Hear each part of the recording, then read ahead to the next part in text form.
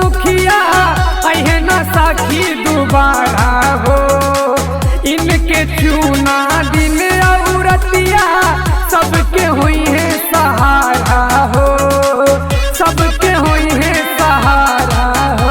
ए सखी जनता के बीच में ऐसा न मुखिया अहे न सखी दोबारा हो।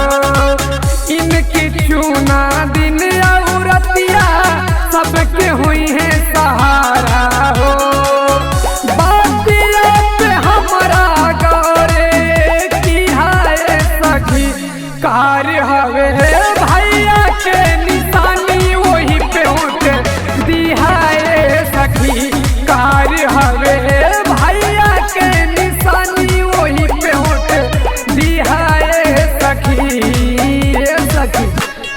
हमारे भैया जमीनी स्तर के आदमी हुए, ठंडे में बुजुर्गन खातिर कंबल बटवैले, दवाई मुफ्त में दी देवैले, बेटी के शादी में अनुदान देवे खातिर वादा कैले बड़े। अजीतवा के बाद वह पूरा कर